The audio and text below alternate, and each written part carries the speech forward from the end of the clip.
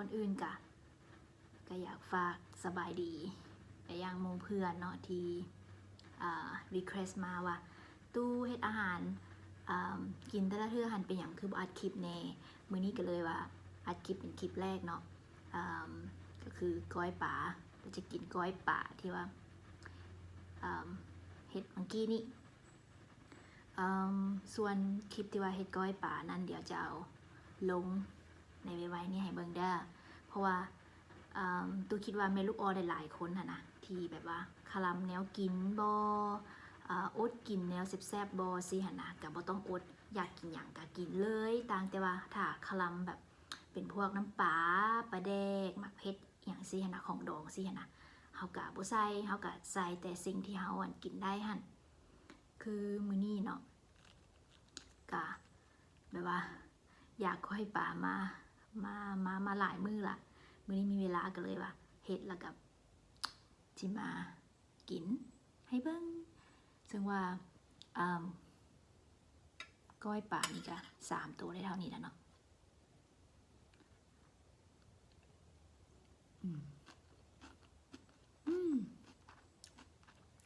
จะกินสมใจ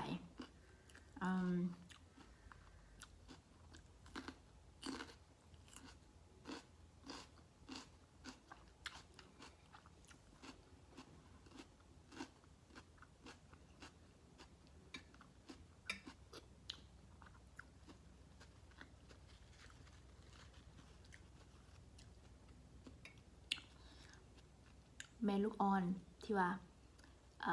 หาเกิดลูกใหม่นะย่านตอกย่านตุ้ยอย่างจังซี่นะปล่อยไปเลยบ่ต้องย่านเพราะว่ามันตุ้ยอยู่แล้วล่ะเนาะคนสำหรับคนเกิดลูกใหม่ต่างแต่ว่าเฮาสิกินแนวใดเบิ่งเวลาการกินเฮาถ้าเฮากินของมันหลายมันก็เฮ็ดให้น้ำหนักนานลงคันเฮากินประเภทที่ว่าเป็นแป้งบ่เป็นน้ำมันบ่สิ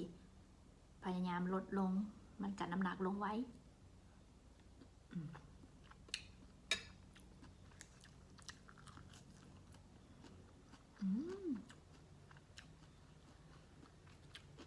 ผักหอมบ้านเขาเจ้านี่คิ้ว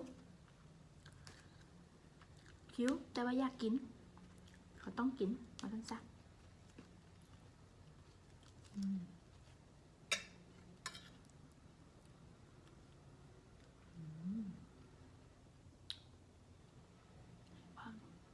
กินตอน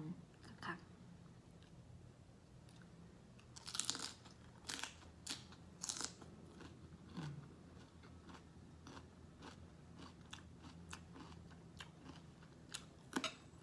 ก็แบบ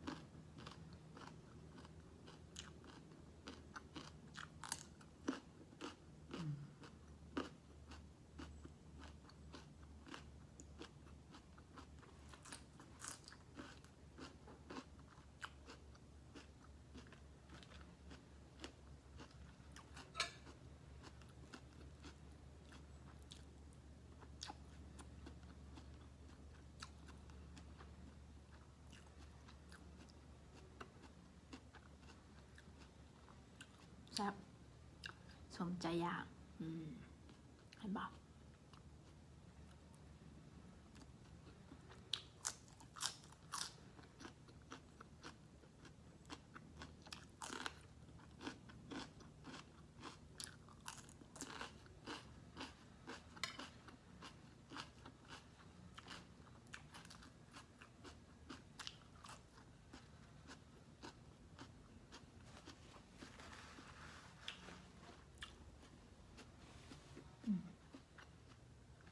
และที่สำคัญเนาะกินน้ำห้อนหลายๆบางคนบ่มักกินน้ำห้อนนะก็พยายามกินน้ำห้อนมันจะได้แบบว่าขับไล่เลือดอีกอย่างสินะคืออยู่ต่างประเทศสิเนาะบางคนอยู่ต่างประเทศอย่างสิว่าซั่นซะมักกินน้ำเย็นบ่อย่างสินะก็พยายามกินน้ำอุ่นมันจึงเห็นให้แบบซอยในการหมุนเวียนเลือดเนาะที่ว่าเกิดลูกใหม่นะอันนี้ว่าเฉพาะเกิดลูกใหม่เลยจอยพัดว่าอุ้ยเป็นอย่างอันกินอย่างที่มันสิแซ่บหวะแต่สำหรับคนเกิดลูกใหม่อีหยังมันก็แซ่บเบิด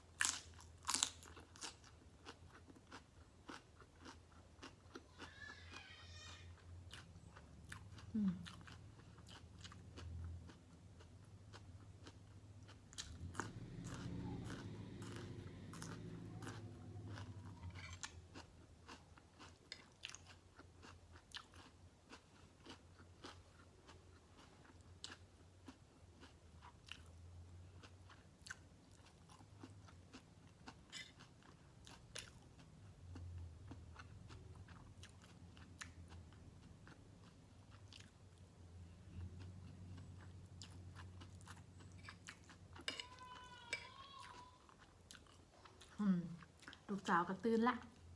แสงดาวตื่นละ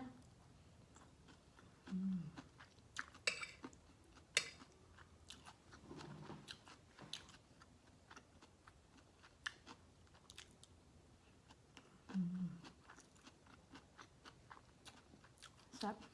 กินคนเดียวก็แซ่บ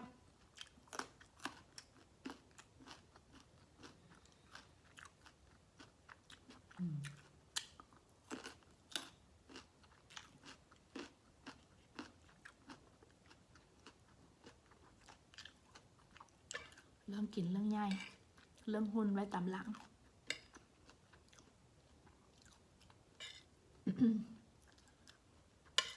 สงสัยแสงดาวนอนต่อแม่กินก่อน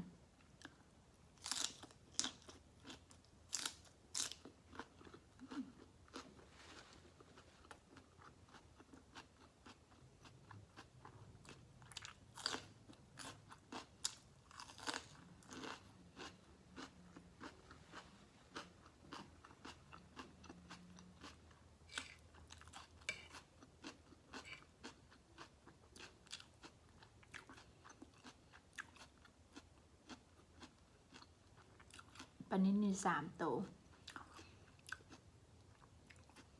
แต่มันหนังกับโบมีมันมีแต่ซีนมันอยู่ไม่กล้าหาซื้อยาก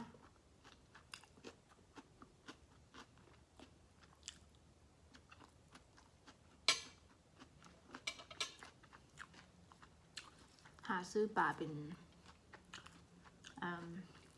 เป็นๆนะก็เป็นบางบ้านเนี่ยคันบ้านแต่มีบ้านเอเชียมีคนเอเชียหลายมันกันมีตลาดเอเชียแต่ว่าบ้านตูยูแล้วเป็นบนในเขตที่ตูยูนี่คนลาวคนเอเชียบ่ค่อยหลายตลาดก็อยู่ไกลก็เลยหากินง่ายๆเฮ็ดหยังไปตลาดมีกาจังสิซื้ออหยังมาที่ว่ามันพอเฮ็ดได้เฮากลับมาเฮ็ดเอา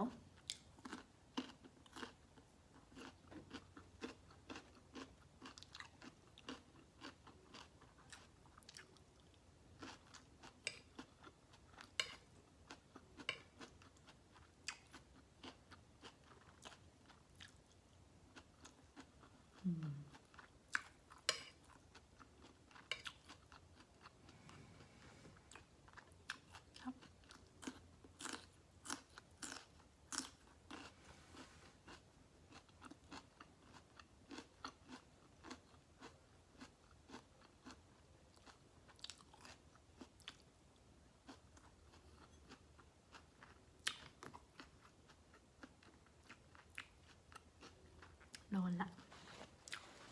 เสร็จแล้วนอนโตละคิดว่าตื่น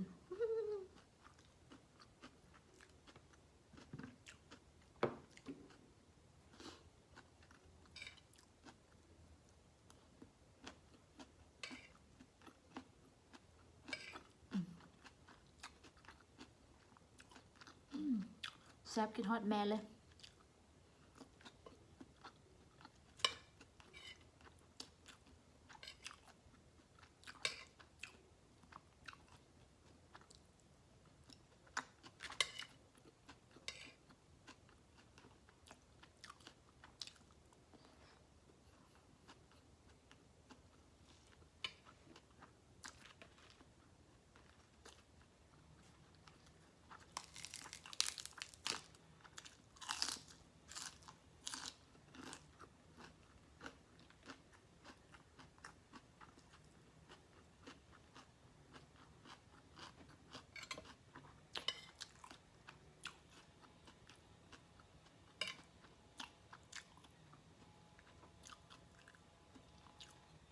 วันนี้ก็อากาศหนาวลุงใส่แขนยาวอยู่บ้าน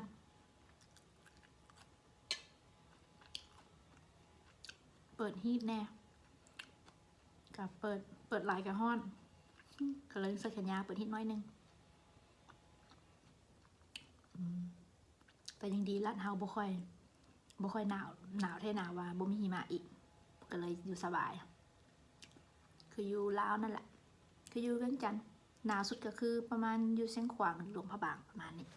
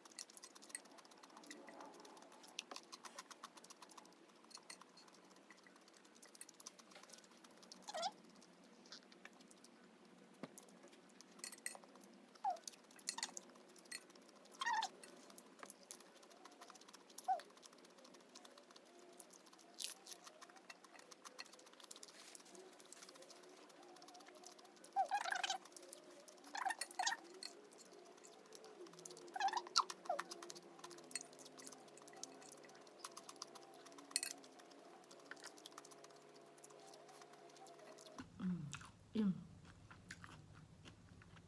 มสะใจ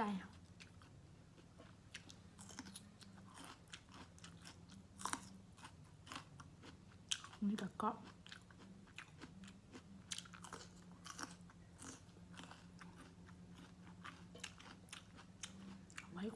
ไว้ขวัญจานเนาะกินเมื่อหลายกินเกลี้ยงหลายมันก็บ่ดีจงไว้นิดนึง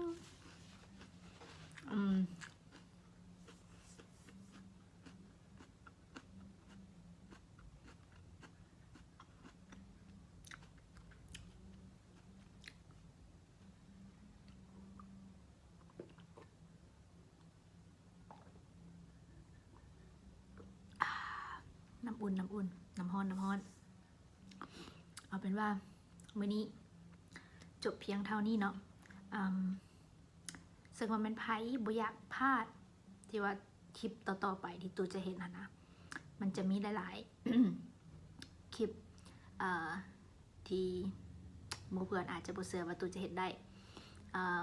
าเป็นว่าอย่าลืมกด subscribe หรือว่ากดติดตามหรือว่ากดกระลิ่งอยู่ทางลุมวิดีโอเนาะจะได้ก็เป็นกำลังใจให้แม่ลูกอ่อนคนนี้เน่ที่แบบว่ายังกินอาหารจัดบ่ได้ตอนนี้กะซีมากินแบบว่าอาหารง่ายๆเฮ็ดง่ายๆกินง่ายๆแล้วก็บ่ยุ่งยากที่ว่าแม่ลูกอ่อนบางคนแบบว่าอยากกินแต่บ่ได้กินอย่าไปเห็นเท่านั้นเราต้องกินเพื่อสุขภาพทรงผมหน้าตาและทุกอย่างที่เราต้องมีแฮงเอาลูกเนาะจังไหนก็ขอฝากคลิปนี้และคลิปต่อๆไปหรือว่าคลิปที่ผ่านมากับพากันไปกดไลค์กดแชร์ให้นี่เด้อแล้วหากว่าอยากให้ตู้เฮ็ดกินเฮ็ดหยังอีกก็คอมเมนต์มาได้เลยแต่ว่าตอนนี้ต้องลาไปก่อนแล้วพบกันใหม่ในคลิปหน้าคลิปนี้เป็นคลิปทำอิฐตัวใดที่ว่าเหตุผิดพลาดไปขออภัยไปนำเด้อมื้อนี้อิ่มหลายกินแล้วตาก็เริ่มเตื้อยแล้วบ่แม่นตาน้อยได้นี่ตาเตื้อยอิ่มแล้วก็ขอบใจเนาะเดี๋ยวพบกันใหม่ในคลิปหน้าสบาย